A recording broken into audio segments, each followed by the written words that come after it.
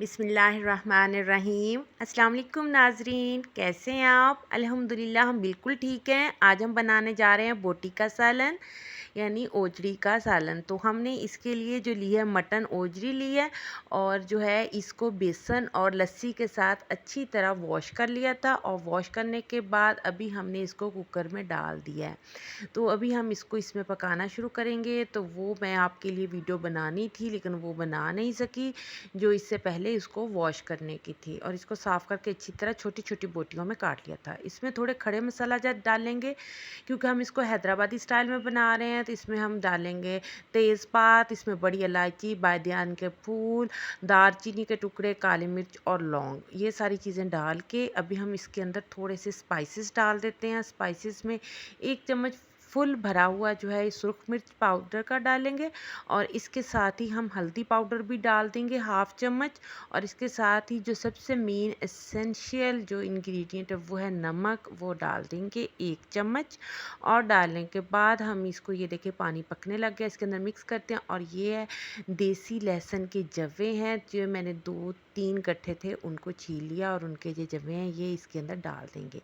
इसके साथ ही ये 3 अदद मीडियम साइज़ के प्याज लिए थे, इनको भी इस तरह चॉप कर लिया और इसको भी इसके अंदर डाल देते हैं।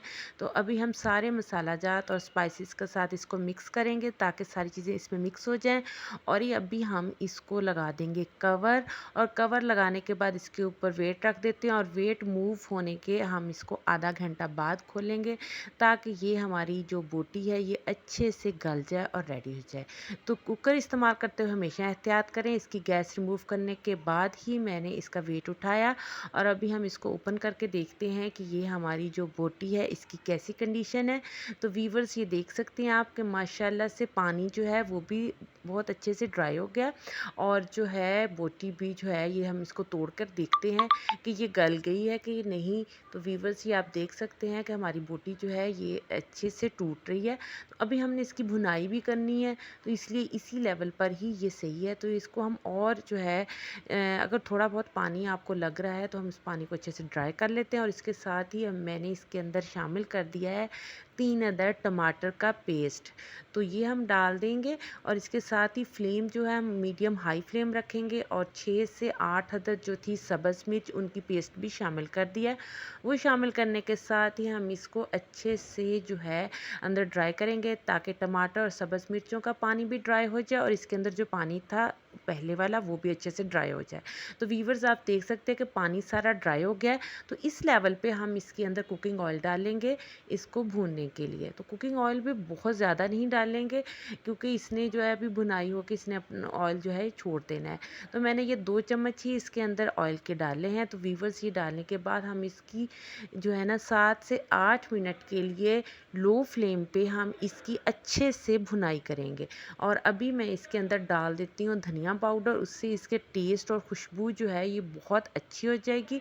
तो व्यूवर्स ये हम मीडियम लो फ्लेम पे ही मैं इसकी भुनाई करूँगी, तेज़ फ्लेम पे हम करेंगे ना तो ये नीचे से जल जाएगी। और इसका पानी तो हमने पहले ड्राई कर लिया था, अभी ऐसा है कि हम सिर्फ इसकी भुनाई करनी है और बहुत अच्छी सी भुनाई हो गई है। तो होने के बाद अभी हम इसके अंदर थोड़ा सा पानी ऐड कर देते हैं। बहुत ज़्यादा हम इसको ग्रेवी वाला तो नहीं बना रहे, लेकिन थोड़ा सा मसाला इसके अंदर करेंगे इसको थोड़ा सॉफ्ट करने के लिए। अच्छी सी भुनाई करने के बाद 7 से 8 मिनट के लिए हमने इसके अंदर थोड़ा सा पानी डाला था और उसको पका लिया। तो ये देख सकते हैं कि इसके अंदर ग्रेवी नहीं है बल्कि हल्का सा मसाला है इसको नरम करने के लिए। तो मैं इसको डिश आउट कर रही हूँ। तो माशाल्लाह माशाल्लाह आप इसकी लुक देख सकते हैं कि ये हमारी हैदराबादी स्टाइल में बहुत मज़े की जो हमारी बोटी है ये बन के तैयार हुई है। इंशाल्लाह आपको हमारी आज की ये रेसिपी बहुत ज़्यादा पसंद आई होगी। आप भी ज़रूर ट्राई कीजिएगा और दुआओं में याद रखिएगा। इंशाल्लाह फिर मिलेंगे एक और मज़ेदार सी रेसिपी के साथ। आज के लिए इतना ही। अल्लाह हाफ़िज़।